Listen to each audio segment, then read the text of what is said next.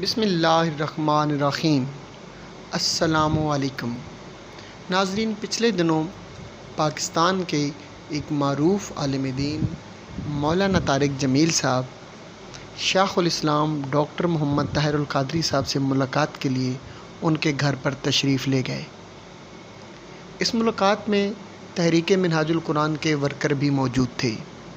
مولانا طارق جمیل صاحب کے سامنے اور ان ورکرز کی موجودگی میں شیخ الاسلام ڈاکٹر محمد طاہر القادری صاحب نے ایک ایسا اسم اعظم بتایا جس سے سن کر تمام موجود محفل میں لوگ دنگ رہ گئے۔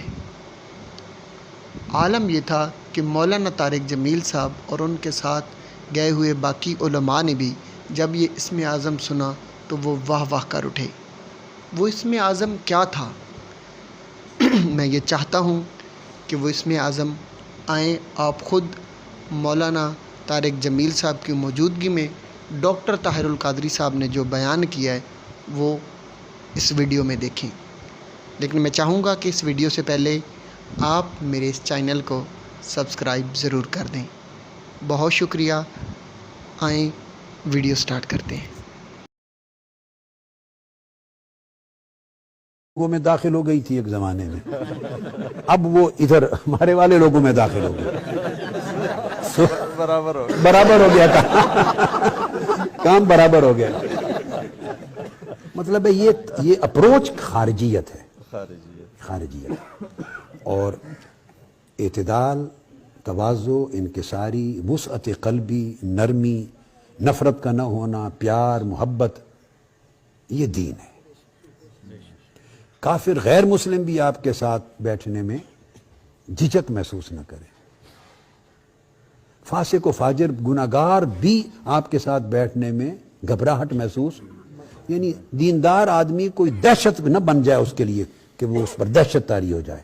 دیندار آدمی کے پاس بیٹھے تو اس کو انس اور فرحت محسوس ہو۔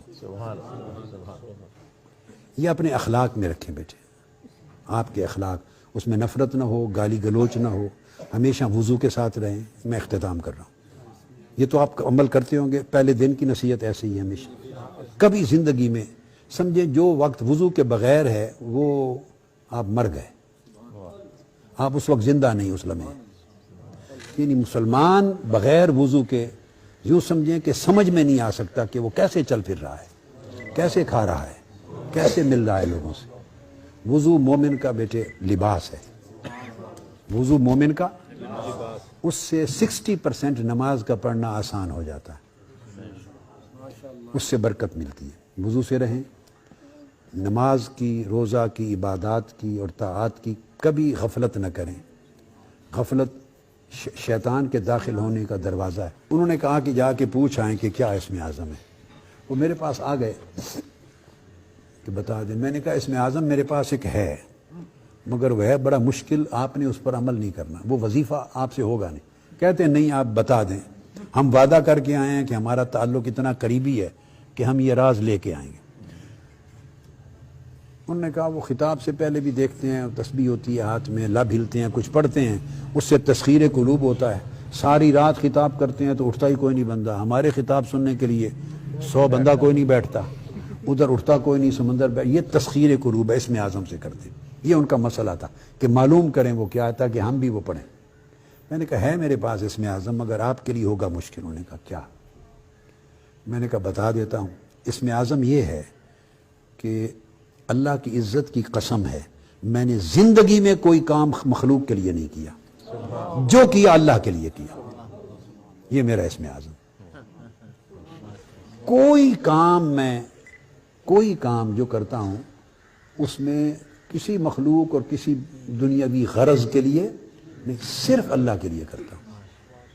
اللہ کو، میرے اللہ کو پسند ہے یا ناپسند ہے، کروں یا نہ کروں، میرا کوئی پیمانہ علاوہ اس کے زندگی میں ہے ہی نہیں۔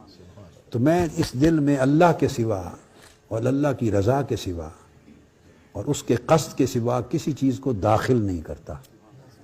تو جو کرتا ہوں، جو پڑھتا ہوں، یہ جو آپ تسبیح جو پڑھتا ہوں صرف اللہ کے لیے پڑھتا ہوں، اس کے عوض میں اپنے لیے بھی، میں نے آپ کی تشریف لانے سے پہلے ان کو بتا دیا تھا کہ میں 26 سال اپنے شیخ قدوۃ الاولیاء سیدنا طاہر علاء الدین البغدادی کی صحبت میں رہا، میں نے ان کو بتایا 26 سال میں ایک بار بھی میں نے ان سے عرض نہیں کیا کہ حضور میرے لیے دعا فرما دیں۔ 26 سال میں نے اپنے شیخ سے نہیں عرض کیا کہ دعا کر دیں۔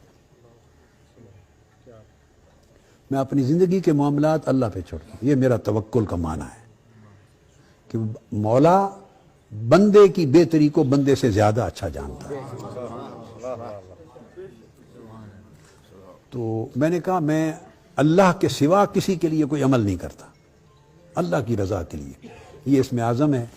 اور یہی حضرت ابراہیم بن ادھم نے بتایا تھا، کسی نے پوچھا اسم اعظم، فرمایا تو دل سے اللہ کے غیر کو نکال دے تو جو لفظ پڑھے وہی اسم اعظم ہو، جو چاہو پڑھو اسم اعظم ہو۔ بیٹے دل کو اتنا خاص کر لیں، خالص، طاہر، ستھرا، اور اخلاق اچھے رکھیں۔ بیٹے آپ کے اخلاق سے، عبادت سے، وضع قطع سے، تواضع انکساری سے، لوگوں کے ساتھ اخلاص اور محبت سے، پیار سے خوشبو آئے ایمان کی بھی، مسلمان ہونے کی۔ اور اگر یہ پیدا کر لیں تو سمجھیں آپ منہاج القرآن سے کچھ لے کر گئے، یا آپ کا میرے ساتھ کوئی تعلق ہے اور اس کا کچھ فائدہ پہنچا آپ کو۔ اگر یہ خوشبو آپ اپنے عمل سے، زندگی اور اپنے برتاؤ سے لوگوں کے ساتھ نہیں دے سکتے تو آپ اس کو امپروو کرتے رہیں، امپروو کریں۔ ٹھیک ہے بیٹے، اللہ آپ کو برکت دے، سلام کیجیے۔ یہ دعا ہو گئی بیٹے، یہ جو نصیحت کی اللہ ہم سب کو اسی کا عامل بنا دے اور آپ سب کو عامل بنا دے، یہ دعا ہے بیٹے، اللہ ہمیں سب کو اس کا عامل بنا دے گا۔ اللہ پاک ان کی بخشش و مغفرت فرمائے، وفات ان سب کی بخشش و مغفرت فرمائے، شفائے کاملہ سے خاک فان آپ کا دوست، اللہ پاک اس کو قبول کرے، برکت دے، آپ سب کی حاجات اللہ پاک قبول فرمائے، مرادیں قبول فرمائے، حضور علیہ الصلوۃ والسلام کے طفیل آپ کو نیکی اور تقوی عطا کرے، اللہ پاک اپنی عبادت، اپنی محبت، اپنی معرفت عطا کرے، حضور علیہ الصلوۃ والسلام کی محبت اور سچی مطابعت، اتباع عطا کرے، حسن اخلاق عطا کرے، حسن معاملہ عطا فرمائے، نیکی، پرہیزگاری اور تقوی پہ رہیں، ہر خیر آپ کا مقدر ہو اور ہر شر سے محفوظ رہیں، اور آپ کے وجودوں، زندگیوں سے خیر نکلے اور شر قریب نہ آئے، آپ کی ساری حاجات پوری ہوں، اللہ پاک کرم فرمائے، ان کو شفا، صحت، سلامتی، دنیاوی و اخروی ترقیوں کے ساتھ رکھنے، صلی اللہ علیہ وسلم۔